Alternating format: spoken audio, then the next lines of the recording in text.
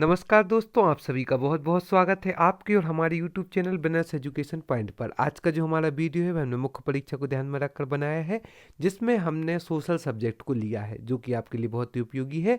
उसके पहले हम वीडियो स्टार्ट करने के पहले हम आपको जानकारी दे दें कि यदि अभी तक आपने हमारे चैनल को लाइक शेयर सब्सक्राइब नहीं किया है तो जल्दी जल्दी आप हमारे चैनल को सब्सक्राइब करें, ताकि आपको समय समय पर हमारी ऐसी उपयोगी वीडियो की नोटिफिकेशन मिलती रहे। एवं यदि अभी तक आपने हमारी प्रारंभिक परीक्षा की टेस्ट सीरीज या मुख्य परीक्षा के नोट्स प्राप्त नहीं किए हैं तो उन्हें भी आप बहुत ही किफायती दामों पर प्राप्त कर सकते हैं, जो कि टॉपर्स के द्वारा बनाए गए हैं। एवं आप हमारी मध्य प्रदेश की विशेष पीडीएफ जो कि करंट अफेयर से संबंधित है उसे भी प्राप्त कर सकते हैं। तो चलिए चलते हैं आज के हमारे वीडियो पर, जो कि मुख्य परीक्षा को ध्यान में रखकर बनाया गया है। आज का हमारा पहला प्रश्न है, आयुष्मान भारत क्या है, इसके उद्देश्य लाभ व चुनौतियां लिखें। इस पर हम चर्चा करेंगे, जो कि बहुत ही इंपॉर्टेंट प्रश्न है और इसका एग्जाम में आने की संभावना प्रबल है। भारत में लगभग 70% आबादी को गुणवत्तापूर्ण स्वास्थ्य सुविधा प्रदान करने के उद्देश्य से 23 सितंबर 2018 को यह योजना प्रारंभ हुई। यह प्रारंभिक परीक्षा में पूछा जा सकता है कि आयुष्मान भारत योजना कब प्रारंभ हुई, तो इसका राइट आंसर 23 सितंबर 2018 को यह योजना प्रारंभ की गई। भारत में लगभग 70% आबादी को गुणवत्तापूर्ण स्वास्थ्य सुविधा प्रदान करने के उद्देश्य से 23 सितंबर 2018 को यह योजना प्रारंभ की गई। इसकी उद्देश्य, पहला उद्देश्य यूनिवर्सल हेल्थ कवरेज को प्राप्त करना। दूसरा है राष्ट्रीय स्वास्थ्य नीति 2014 तथा भारतीय विकास लक्ष्य 3 को प्राप्त करना। आर्थिक रूप से वंचित आबादी को स्वास्थ्य सेवाओं की सुविधा सुनिश्चित करना, यह भी इसके प्रमुख उद्देश्य है। पहला तो यह है यूनिवर्सल हेल्थ कवरेज को प्राप्त करना। दूसरा है राष्ट्रीय स्वास्थ्य नीति 2014 तथा भारतीय विकास लक्ष्य 3 को प्राप्त करना। तीसरा है आर्थिक रूप से वंचित आबादी को स्वास्थ्य सेवाओं की अदायगी सुनिश्चित करना। और इसकी जो सुविधाएं हैं वह निम्न है। पहली है स्वास्थ्य एवं शिक्षा संबंधी सुविधा। दूसरा है वृद्धावस्था में देखभाल।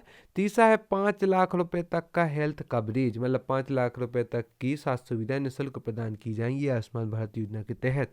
मातृत्व व बाल स्वास्थ्य पर विशेष ध्यान दिया जाता है।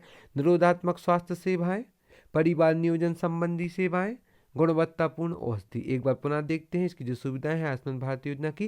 पहली तो है स्वास्थ्य एवं शिक्षा संबंधी, दूसरी वृद्धावस्था देखभाल, तीसरा है 5 लाख रुपए तक का हेल्थ कवरेज, चौथी है मातृत्व व बाल अवस्था पर विशेष सुविधाएं प्राप्त हैं, पांचवी है निरोधात्मक स्वास्थ्य सेवाएं, छठवीं है परिवार नियोजन संबंधी एवं सातवीं है गुणवत्तापूर्ण औषधि। यह इसकी प्रमुख सुविधाएं हैं। इसके लाभ हैं, इसके माध्यम से न्यू इंडिया 2022 की संकल्पना की प्राप्ति होगी। इसके माध्यम से यूनिवर्सल हेल्थ केयर की प्राप्ति होगी। इसके माध्यम से राष्ट्रीय स्वास्थ्य नीति 2017 तथा सतत विकास लक्ष्य 3 की प्राप्ति होगी। और गरीबी एवं वंचित आबादी को गुणवत्तापूर्ण स्वास्थ्य की भी प्राप्ति होगी। इसकी यह प्रमुख लाभ है। लाभों पर एक बार पुनः विचार करते हैं। इसके माध्यम से न्यू इंडिया 2022 की संकल्पना की प्राप्ति होगी। इसके माध्यम से यूनिवर्सल हेल्थ केयर की प्राप्ति होगी। इसके माध्यम से राष्ट्रीय स्वास्थ्य नीति 2017 तथा सतत विकास लक्ष्य की प्राप्ति होगी। गरीब एवं वंचित आबादी की गुणवत्तापूर्ण स्वास्थ्य की प्राप्ति होगी। योजनाओं से संबंधित जो चुनौतियां हैं, हमने इसके लाभ के बारे में जाना, इसके उद्देश्य एवं सुविधाओं के बारे में जाना, तब योजना से संबंधित चुनौतियों पर भी चर्चा करेंगे। आप हमारे इस वीडियो में आंसर लिखने का पैटर्न भी देख सकते हैं। योजना से संबंधित चुनौतियां, आयुष्मान भारत के तहत प्राथमिक स्वास्थ्य सेवाओं में सुधार लाने की चुनौती है। सर्वप्रथम तो इसमें प्राथमिक स्वास्थ्य सेवाओं में सुधार लाने की चुनौती है। द्वितीय स्थान पर इस योजना के लिए अधिक बजट की आवश्यकता होती है।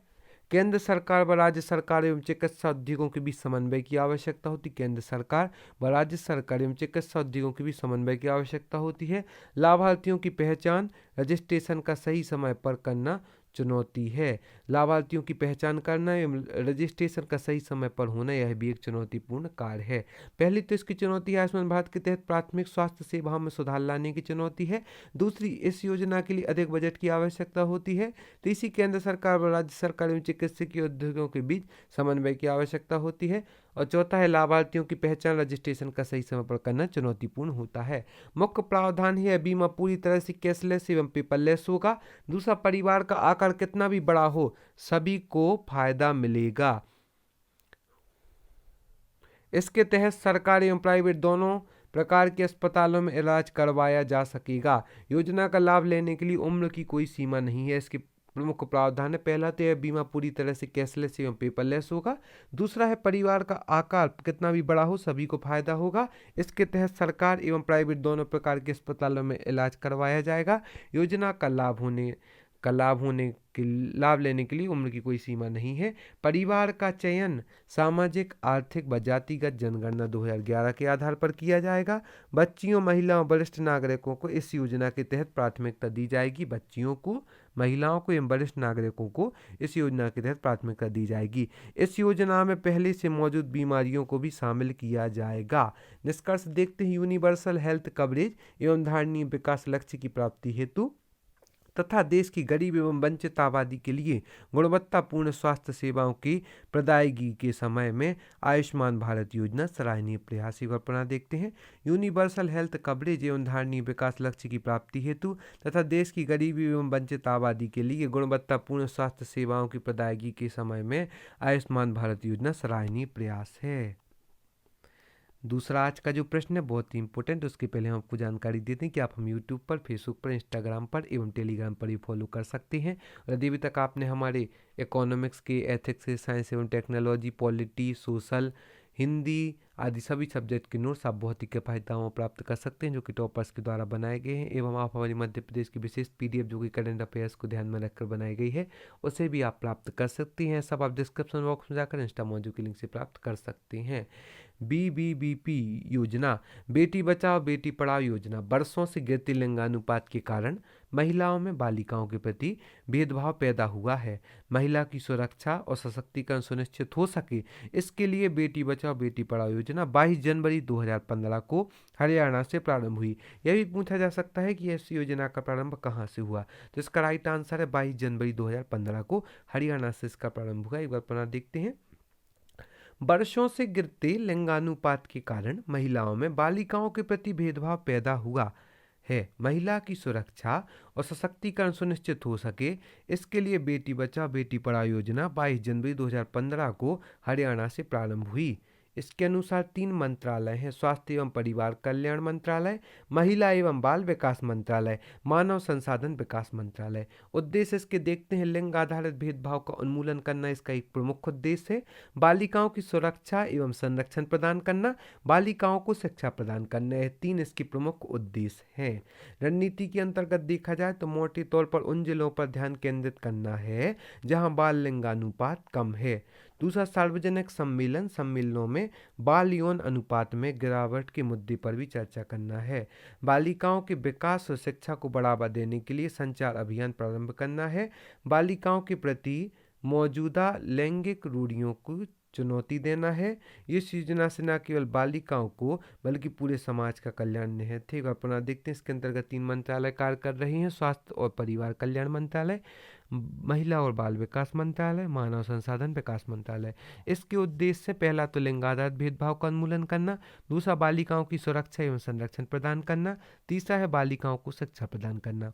रणनीति है मोटे तौर पर उन जिलों पर ध्यान केंद्रित करना जहां बाल लिंगानुपात कम हो। सार्वजनिक सम्मेलनों में बाल यौन अनुपात में गिरावट के मुद्दे पर चर्चा करना। तीसरा है बालिकाओं के विकास और शिक्षा को बढ़ावा देने के लिए संचार अभियान का प्रारंभ करना। बालिकाओं के प्रति मौजूदा लैंगिक रूढ़ियों को चुनौती देना। इस योजना से न केवल बालिकाओं को बल्कि पूरे समाज का कल्याण निहित है। आज का जो हमारा अगला प्रश्न है उसे भी हम देखते हैं। मध्य प्रदेश में महिलाओं की स्थिति पर टिप्पणी लिखिए। वर्तमान में सरकारों द्वारा महिलाओं की स्थिति में सुधार के लिए अनेक प्रयास किए हैं, फिर भी यहाँ महिलाओं की स्थिति दयनीय है, जिसे निम्न आंकड़ों के आधार पर देखते हैं। स्वास्थ्य, भारत के महापंजीयक और जनगणना आयुक्त द्वारा जारी वार्षिक स्वास्थ्य सर्वेक्षण के मुताबिक जहां हर बच्चे को जन्म की 1 घंटे के भीतर मां का पहला गाढ़ा दूध मिलना चाहिए, वहाँ मध्य प्रदेश में 65% बच्चों को ही मिल पाता है। यह स्वास्थ्य की दयनीय स्थिति है। दूसरा, कम उम्र में ही मां बनना। तीसरा, शिशु मृत्यु दर के मामले में अव्वल स्थान पर है, जो मातृ मृत्यु दर के मसले पर द्वितीय स्थान पर है। महिलाओं की वजन कम है, एनीमिया से पीड़ित हैं। आर्थिक रूप से निर्भरता, महिलाओं के पास बैंक खातों का अभाव है। कार्यस्थल पर यौन शोषण, राजनीतिक प्रतिनिधित्व में कमी जिसमें महिलाओं के मुद्दों को ना उठाना।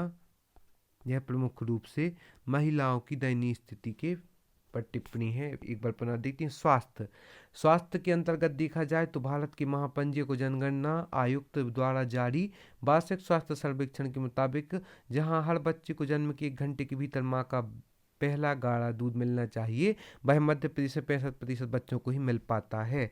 कम उम्र में ही मां बनना है भी एक दयनीय स्थिति पर विचार है। शिशु मृत्यु दर के मामले में अव्वल स्थान पर है मध्य प्रदेश, तो मातृ मृत्यु दर के मसले पर द्वितीय स्थान पर है। बहुत ही दयनीय स्थिति है।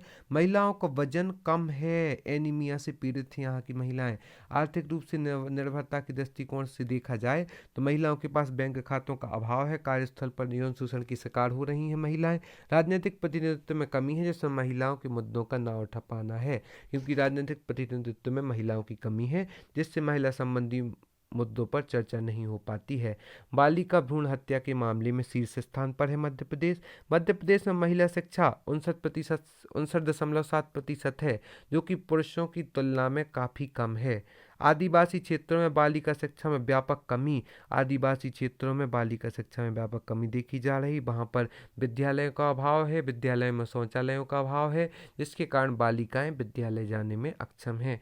स्कूल ड्रॉपिंग की समस्या भी है, स्कूल को ड्रॉप कर देती हैं बालिका। महिला स्थिति में सुधार हेतु प्रयास देखा जाए तो मध्य प्रदेश सरकार ने लाडली लक्ष्मी योजना लागू की है, लालिमा योजना, गांव की बेटी योजना, भ्रूण हत्या हेतु कठोर दंड का भी प्रावधान इत्यादि किए हैं।